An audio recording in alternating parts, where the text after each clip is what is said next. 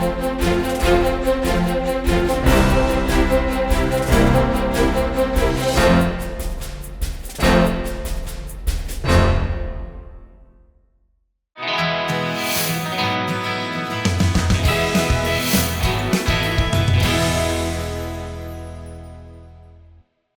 Study IQ IAS Hindi platform पर आपका स्वागत है। दोस्तों, आज हम लोग मुद्दे की बात कार्यक्रम में एक बेहद महत्वपूर्ण मुद्दे पर बातचीत करने वाले हैं और यह मुद्दा जुड़ा हुआ है 1985 बैच के IAS अधिकारी श्री जी कृष्णैया की हत्या के कॉन्टेक्स्ट में, है ना। इनकी हत्या कर दी गई थी बहुत पहले, यानी 1994 में ही इनकी हत्या कर दी गई थी और इन्हीं की हत्या से संदर्भित एक महत्वपूर्ण अभियुक्त की रिहा की बात की गई है। उनको इनफैक्ट रिहा कर दिया गया है और इसी सिलसिले में आज की यह चर्चा बहुत महत्वपूर्ण हो जाती है। इससे संबंधित जो भी फैक्टर्स हैं उसको हम एक एक कर करके समझेंगे। क्या हुआ, क्यों हुआ, कैसे हुआ, जो अभियुक्त हैं वो कौन है, उनके ऊपर किस तरीके के चार्जेस लगाए गए, है ना। इस पर हम बातचीत करेंगे और सिविल सेवकों की रक्षा सुरक्षा को लेकर करके क्या चिंताएं हैं, है ना, इस पर भी बातचीत करेंगे। ठीक है, चलिए। लेकिन यहां पर आगे हम लोग बढ़ने से पहले एक तस्वीर को देख लें जिससे आपको पूरे वाक्यों को थोड़ा आइडिया लगाने में आसानी होगी, है ना। देखो, यह जो तस्वीर है इसमें ये जो व्यक्ति हैं यही हैं श्री जी कृष्णैया, है ना। और ये बिहार में गोपालगंज जिले के DM थे, डिस्ट्रिक्ट मैजिस्ट्रेट थे जब इनकी हत्या कर दी गई थी। 1985 बैच के ये IAS अधिकारी थे। ध्यान से समझिएगा भाई, 1985, है ना। कितने सीनियर मोस्ट ये IAS अधिकारी थे। 1985, 1994 में तो इनकी हत्या ही कर दी गई। क्यों हत्या की गई, क्या कारण था, ये तो हम लोग समझेंगे ही। और इनकी धर्मपत्नी जी हैं श्रीमती उमा देवी, है ना। पूरे वाक्य को हम एक एक करके समझेंगे, लेकिन इससे पहले, इस कहानी को विस्तार देने से पहले आप सभी के लिए एक और महत्वपूर्ण सूचना यह है कि study IQ IAS GS foundation course की शुरुआत हो चुकी है। बैच 1, 2, 3 पहले ही शुरू हो चुका था और बैच 4 की भी शुरुआत 22 अप्रैल से कर दी गई है। यदि आपने अभी तक इस बैच में एडमिशन नहीं लिया है और GS का कंप्लीट फाउंडेशन कोर्स आप करना चाहते हैं, GS में महारत हासिल करना चाहते हैं, तो आप सभी के लिए इस बैच में एडमिशन ओपन है। 30 अप्रैल तक इसमें एडमिशन जारी है। ध्यान रखिएगा कि इसमें एडमिशन की अंतिम तिथि 30 अप्रैल ही रखी गई है। शाम में 6 बजे से यह बैच चल रहा है। पॉलिटी के साथ इसकी शुरुआत की जा चुकी है और यदि आप इसमें एडमिशन लेना चाहते हैं तो फिर दिलीप लाइफ कोड का इस्तेमाल करते हुए इसमें एडमिशन ले सकते हैं। इससे आपको एक रियायत मिल जाएगी, छूट मिल जाएगी। इस बैच में एडमिशन के लिए 18,999 रुपये में आप इसमें एडमिशन लेकर करके और इसका कंप्लीट कोर्स आप कर सकते हैं, है ना। इसमें प्रारंभिक और मुख्य परीक्षा दोनों को ही सम्मिलित किया गया है और इस लिहाज से निश्चित तौर पर आप सभी अभ्यर्थियों के लिए यह जो कोर्स है उपयोगी हो सकता है। लेकिन ध्यान रखिएगा, ये हिंदी माध्यम में जो भी तैयारी कर रहे हैं बच्चे, उनके लिए ये कोर्स है ना। तो इस लिहाज से यह जो जानकारी है आप सभी के लिए बहुत उपयोगी है और अभी एडमिशन चल ही रहा है, एडमिशन अभी भी ओपन है, तो आप सभी का स्वागत है इस बैच में एडमिशन लेने के लिए। ठीक है, तो ये एक महत्वपूर्ण जानकारी हो गई। आगे हम बात करते हैं, फिर से इस पूरी घटना को समझते हैं कि आखिर ये मामला वर्तमान में क्यों तूल पकड़ा है। भाई, इनकी हत्या तो 1994 में ही कर दी गई थी। ठीक है, हाल के समय में इस पूरे वाकये से जुड़े हुए एक महत्वपूर्ण अभियुक्त श्री आनंद मोहन सिंह जी को रिहा किया गया है। और रिहा क्यों कर दिया गया है, उससे संबंधित एक जो कनेक्टिंग फैक्टर है वह यह है कि बिहार सरकार के द्वारा अपने कारागार नियमावली में अमेंडमेंट किया गया है, संशोधन किया गया है ना। बिहार जेल मैनुअल, है ना, बिहार जेल मैनुअल, इसको हिंदी में कहा जाता है कारा हस्तक, बिहार कारा हस्तक 2012, ठीक है। इसी में संशोधन किया गया है। क्या संशोधन किया गया है, अभी मैं वो पूरा का पूरा जो अमेंडमेंट से जुड़ा हुआ अंश है वो मैं अभी आपको दिखा भी दूंगा। और इस पूरे मामले में चूंकि आईएएस अधिकारी की हत्या कर दी गई थी, एक डिस्ट्रिक्ट मजिस्ट्रेट थे, उनकी हत्या कर दी गई थी, और उनकी हत्या के बाद जो स्थितियां सामने आई वह बहुत ही दर्दनाक थी, और उसके बाद इनको सजा भी दी गई, है ना। लेकिन अब जब इनको रिहा कर दिया गया है तो आईएएस कुनबे में एक नाराजगी जाहिर की जा रही है ना। नाराजगी जाहिर की जाने का कारण जो है वो ये है कि इस व्यक्ति को या इस अभियुक्त को क्यों रिहा किया जा रहा है। कारण पूछा जा रहा है आईएएस कुनबे के माध्यम से, और साथ ही जो जी कृष्णैया जी की पत्नी है उमा देवी, उन्होंने भी नाराजगी व्यक्त की है कि इस जघन्य घटना से संबंधित इस अभियुक्त को रिहा करना सही नहीं है, और इससे एक असंतोष की भावना पनप सकती है जनता में और सरकार के विरुद्ध। इस तरीके की गतिविधियां देखी जा रही। अब थोड़ा सा हम लोग ये समझें कि आखिर इस पूरे मामले में क्या क्या घटनाक्रम रहा है ना। जब आप पृष्ठभूमि को समझ पाएंगे तब आप आज की स्थिति को भी समझ पाएंगे। देखो दोस्तों, होता यह है कि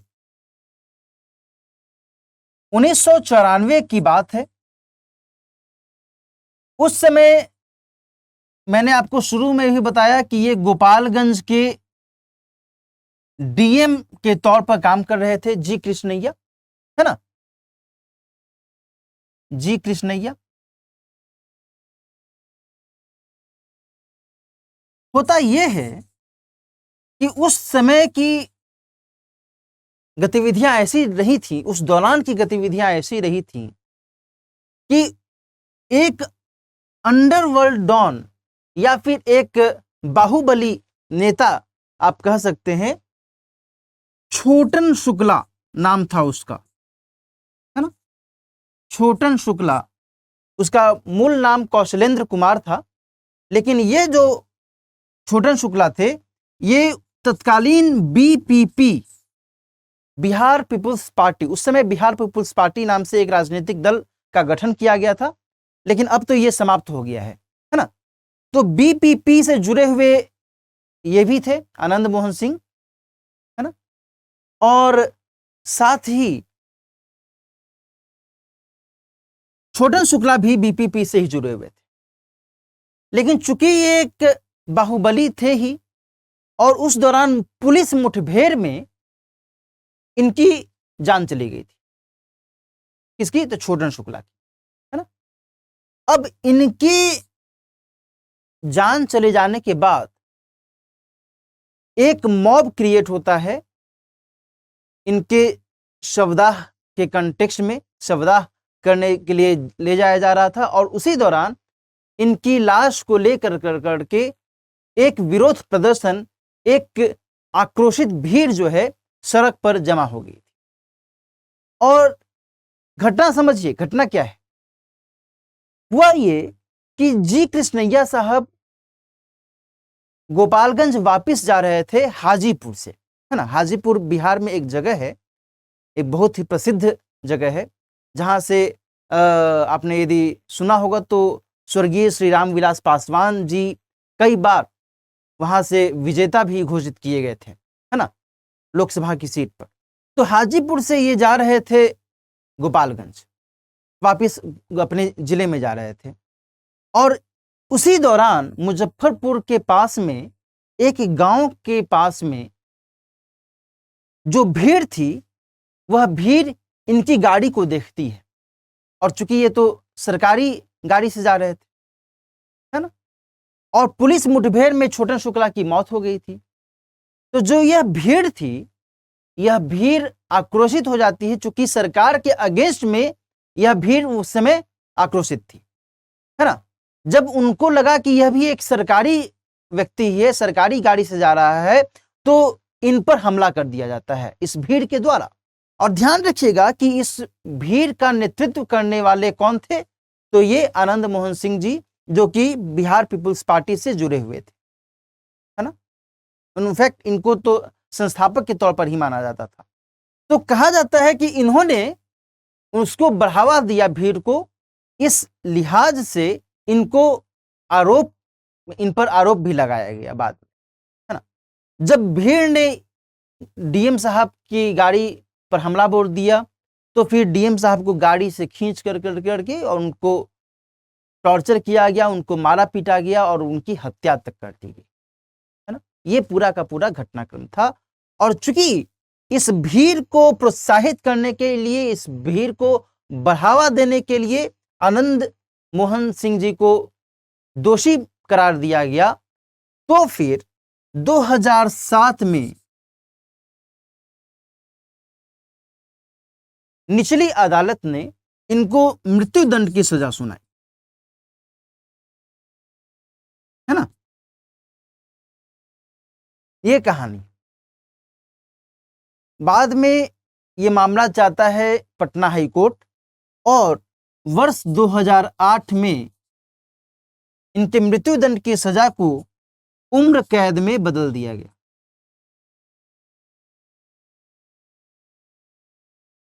बात समझ में आ रही है ना? ठीक है, इस तरीके से ये कहानी चल रही है।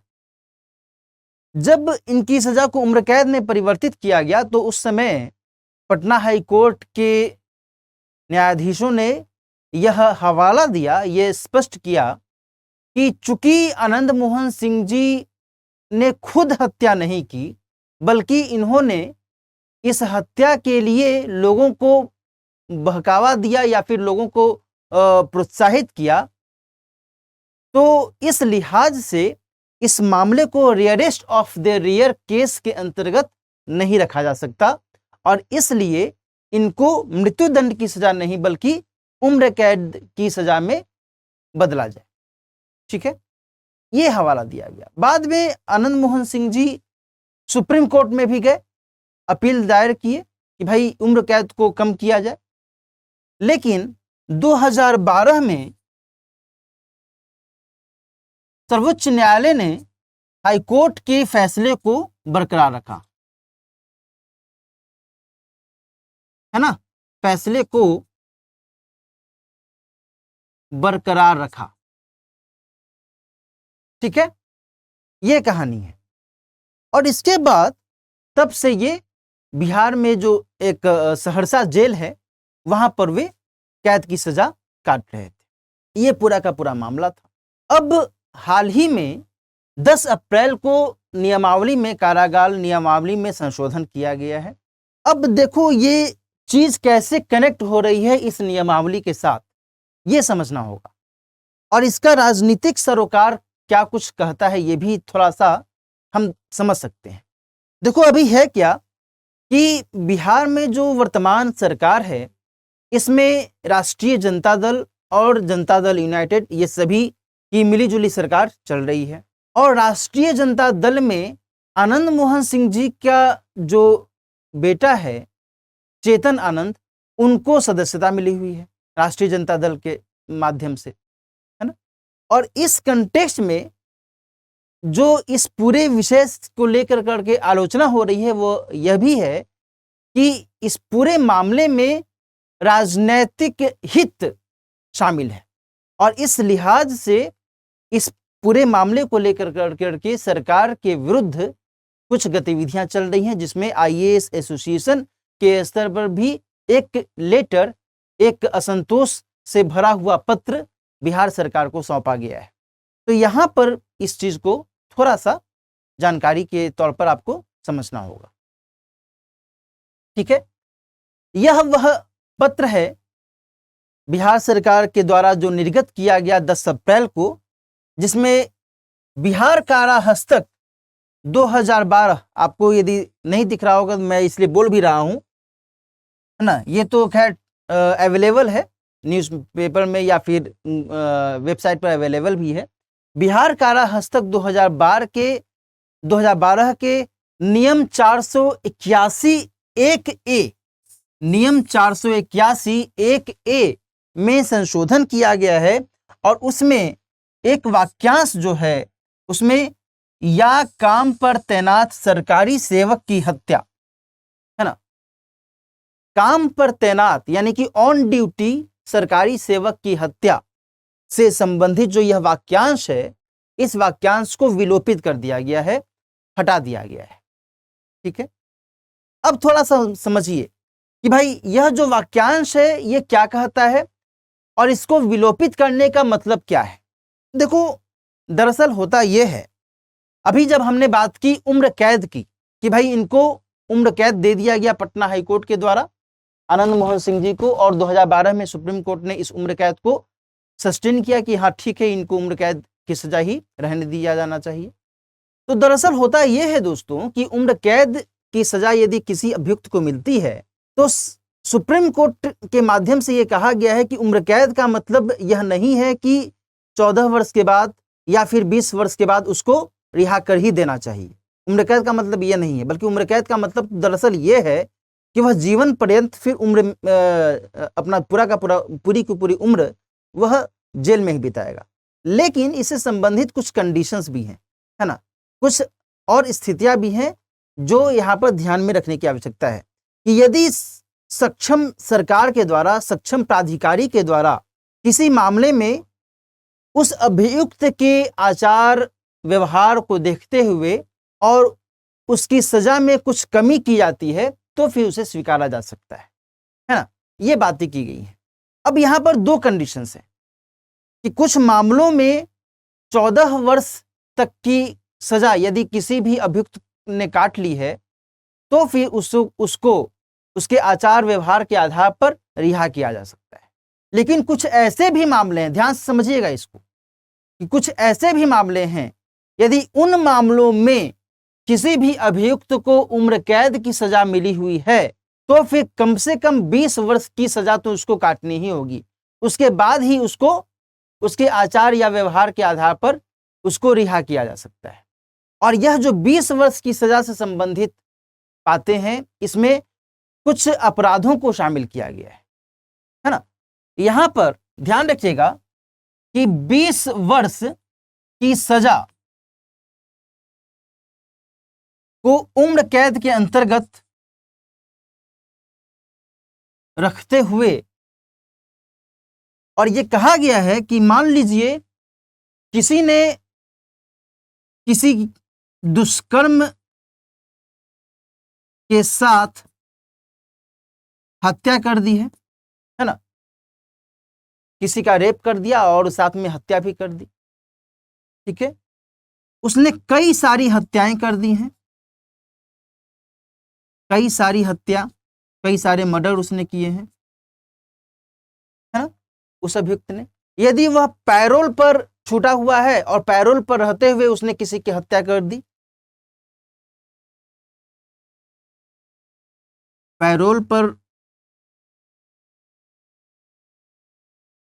रहते हुए हत्या, या फिर काम पर तैनात सरकारी सेवक की हत्या यदि उसने की है, यह टर्म यहां पर आ जाएगा, है ना, या काम पर तैनात सरकारी सेवक की यदि हत्या की है तो फिर 20 वर्ष की सजा के बाद ही उसको रिहा किया जा सकता है। बात समझ में आ रही है ना। काम पर तैनात सरकारी सेवक की हत्या, है ना। तो यहां पर मैं थोड़ा सा अस्पष्ट लग रहा होगा ना, मैं इसको थोड़ा ऊपर में लिख देता हूं, नहीं, ताकि आपको अच्छे से समझ में आ जाए। है ना, काम पर तैनात सरकारी सेवक की हत्या इसी में शामिल किया गया है।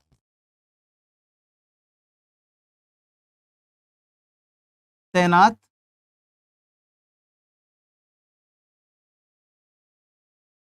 सरकारी सेवक की हत्या, तो 20 वर्ष की सजा के बाद ही उसे रिहा किया जा सकता है। ठीक है, ये सब कंडीशंस लागू होते हैं, लेकिन इनको 20 वर्ष की सजा के पहले ही रिहा कर दिया गया है इस नियमावली में चेंज करने के बाद। क्योंकि इस नियमावली में क्या किया गया है कि भाई 481 एक ए में अब ये जो मामला था, यह जो एक हिस्सा था, इसको अब विलोपित कर दिया गया, हटा दिया गया। बात समझा रही है ना? अदरवाइज यदि ये वाला रहता तब तो उनको 20 वर्ष की सजा के बाद ही इनको रिहा किया जा सकता था, लेकिन ये वाला हटा दिया गया और पहले ही रिहा करने की बात की गई है। तो ये पूरा का पूरा मामला है। मेरे ख्याल से आप बिल्कुल अब समझ पा रहे होंगे कि क्या इससे जुड़ा हुआ कंटेक्स्ट है ना। उम्र कैद की सजा दी गई। उम्र कैद में ये सब मामले यहां पर आ जाते हैं कि यदि ये वाला फैक्टर, यदि जाहिर सी बात है कि ऑन ड्यूटी हत्या की गई थी ना डीएम साहब की, तो ऑन ड्यूटी हत्या कर दी गई थी, इसलिए ये वाला फैक्टर आ गया कि भाई उसको तो 20 वर्ष की सजा के बाद ही रिहा किया जाएगा। लेकिन अब ये ऑन ड्यूटी वाला फैक्टर इसमें से हटा दिया गया है और इसके आधार पर इनको पहले ही रिहा किया जा रहा है।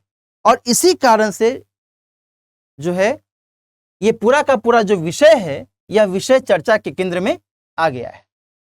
और इसी कारण से Indian civil and administrative service central association के द्वारा, जो संगठन है, इसके द्वारा एक असंतोष जाहिर की गई है और यह असंतोष के माध्यम से केंद्रीय आईएएस एसोसिएशन ने यह कहा है बिहार सरकार से कि यदि इस तरीके की गतिविधि की जाएगी तो इससे जो लोक व्यवस्था है वह भंग हो सकती है और जो आईएएस अधिकारियों का विश्वास सरकार पर होता है वह विश्वास कमजोर हो सकता है ना। और साथ ही इससे जो प्रशासन है, प्रशासन अव्यवस्थित हो सकता है और जो एक न्याय है, न्याय पर आंच आ सकता है। इस तरीके की बातें आईएएस एसोसिएशन के माध्यम से इसमें की गई है ना। तो यहां पर इस बात को मद्देनजर रखते हुए यह पत्र बिहार सरकार को भेजा गया है इस एसोसिएशन के माध्यम से, है ना। कल ही 25 अप्रैल को ही यह पत्र भेजा गया है। ठीक है, और इसी मामले में अब यहां पर थोड़ा सा यह विचार करने की आवश्यकता है कि भाई सिविल सेवकों की सुरक्षा का जो सवाल है वह उभर करके सामने आता है। देखो, इस बात को समझो आप लोग कि ऐसा नहीं है कि केवल पहली बार या केवल एक बार या केवल बिहार में ही इस तरीके की हत्या किसी सिविल सेवक की गई। अब समझिए, ये बहुत महत्वपूर्ण मुद्दा है कि जब एक आईएएस अधिकारी की हत्या कर दी जाती है तो आम इंसान की क्या हैसियत है। और केवल आईएएस अधिकारी ही नहीं, आईपीएस अधिकारी की भी हत्या की गई। कई दफा ऐसी भी खबरें आती हैं। कुछ वर्ष पहले, आपको शायद ध्यान न हो, आप उस समय बच्चे ही रहे हों, है ना, वर्ष 2012 के आसपास में मध्य प्रदेश में मुरैना में एक आईपीएस अधिकारी की हत्या कर दी गई थी। आप गूगल पर सर्च कीजिएगा तो मिल जाएगा। ऐसे ही कई सारे अनेक उदाहरण हैं जिसमें सिविल सेवकों की हत्या किन्हीं मामलों में कर दी जाती है, या तो व्यक्तिगत खुन्नस के कारण, है ना, व्यक्तिगत नाराजगी के कारण, खुन्नस यानी वही नाराजगी, आप समझ ही रहे होंगे, या फिर राजनीतिक और आपराधिक के बीच में एक गठजोड़ के कारण ऐसी स्थितियां पनपती हैं। तो ऐसे में सुरक्षा का जो यह सवाल है, यह सवाल उभरता है कि यदि इनकी सुरक्षा सही तरीके से नहीं की जाए तो फिर ये कैसे शासन प्रशासन में अपनी बेहतर भूमिका निभा पाएंगे, अपना बेहतर योगदान दे पाएंगे। अभी बीते हफ्ते में ही 21 अप्रैल को ही सिविल सेवा दिवस मनाया गया और इस दिवस के पीछे की जो कहानी है वो ये है कि सरदार वल्लभ भाई पटेल ने सिविल सेवकों को, आईएएस अधिकारियों को भारत का स्टील फ्रेम कहा है ना। और जब भारत की स्टील फ्रेम को ही निस्तेनाबूद करने की कोशिश की जाएगी, तो फिर देश की जो शासन व्यवस्था है, देश का जो प्रशासन है, देश की जो नौकरशाही है, यह खतरे में पड़ सकता और इसको लेकर करके चिंता की स्थिति सामने आती। अब यहाँ पर बिहार सरकार के माध्यम से जो पक्ष रखा गया है उसे भी हमें नजरअंदाज नहीं करना चाहिए, बल्कि उसको भी समझना होगा, है? दोनों पक्षों को समझना होगा। बिहार सरकार के स्तर पर जो पक्ष रखा गया है इस पूरे मामले में, उसमें यह कहा गया है कि मैनुअल में जो संशोधन है, संशोधन करने का अधिकार है, वो तो है ही बिहार सरकार के पास में, है ना। इसी अधिकार के आधार पर संशोधन किया गया है और केवल एक व्यक्ति को नहीं, बल्कि इनके साथ में टोटल कुल मिलाकर करके 27 व्यक्तियों को रिहा किया गया है। और इन सभी व्यक्तियों को रिहा करने के पीछे का तर्क यह है कि इन्होंने अपने जीवन का या अपनी उम्र कैद में 14 से 20 वर्ष के बीच का जो फासला है ये तय किया है, यानी 14 से 20 वर्ष के अंदर ये उम्र कैद बिता चुके हैं जेल में रहते हुए। तो इसी आधार पर उनके कुछ के स्वास्थ्य को देख कर करके, कुछ के व्यवहार को देख कर करके उनको रिहा किया गया है ना। इसमें कोई भी राजनैतिक सरोकार नहीं है, कोई भी इसमें राजनैतिक इच्छा, राजनैतिक अपेक्षा नहीं है। इस पर किसी भी स्तर पर कोई संदेह नहीं होना चाहिए। ये बिहार सरकार के स्तर पर ये बातें की गई, ठीक है। तो यहाँ पर इस बात को थोड़ा सा हमें दोनों ही स्तरों पर लेकर करके चलना है, क्योंकि हम किसी भी एक पक्ष की ओर टिल्ट नहीं हो सकते, है ना। जो वस्तु स्थिति है, वस्तु स्थिति के बारे में मैंने आपको जानकारी दे दी कि क्या गतिविधियां हुई थी। इन गतिविधियों से जुड़े हुए जो राजनीतिक सरोकार हैं वो भी मैंने आपको संकेत किया, और जो बिहार सरकार ने अभी अपना पक्ष रखा है वह भी मैंने आपको संकेत किया। अब यहाँ पर एक जो और विषय है वह भी ध्यान में रखने की आवश्यकता है, वह है राजनीति अपराधी गठजोड़। और यह जो गठजोड़ है, यह जो नेक्सस है, यह आवश्यक नहीं है कि केवल एक ही राज्य में दिखता है, बल्कि कई राज्यों में कई स्तरों पर देखा जाता है। और राज्यों के स्तर पर अपने अपने हिसाब से नीतियां बनाई जाती हैं, और उन्हीं नीतियों को मद्देनजर रखते हुए कभी उसकी प्रशंसा की जाती है, कभी उसकी आलोचना की जाती है। लेकिन ये जो राजनीति अपराधी गठजोड़ है, इसको नजरअंदाज नहीं किया जा सकता, बल्कि इसको चेक करने की आवश्यकता है सरकार के स्तर पर, चाहे वो राज्य सरकार हो, चाहे वो केंद्र सरकार। इसको कैसे मिनिमाइज किया जाए, कैसे इसको समाप्त किया जाए, इस पर फोकस करने की जरूरत है। क्योंकि यदि राजनीति और अपराधियों का गठजोड़ यदि मजबूत होगा, तो इससे एक बेहतर राजनीति, बेहतर शासन या सुशासन की संभावना को चोट पहुंच सकता है। तो इस लिहाज से इस गठजोड़ को कम करने की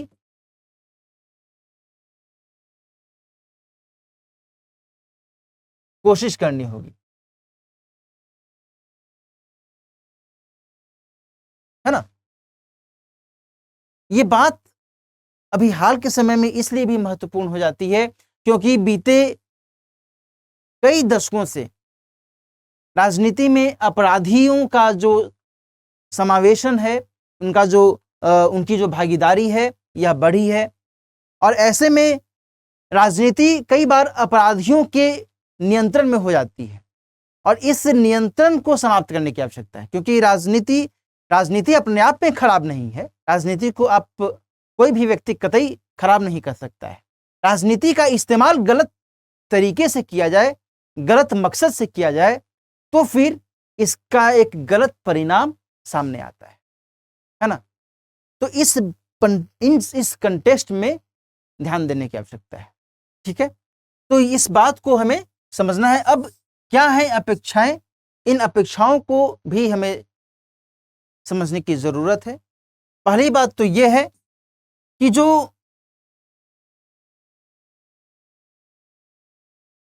प्रशासनिक तंत्र का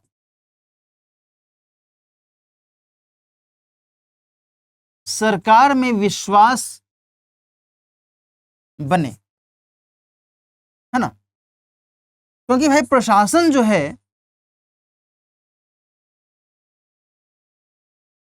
सरकार और जनता के बीच कड़ी का काम करता है कि नहीं? तीसरी बात यह है, अपराधियों को राजनीति में प्रवेश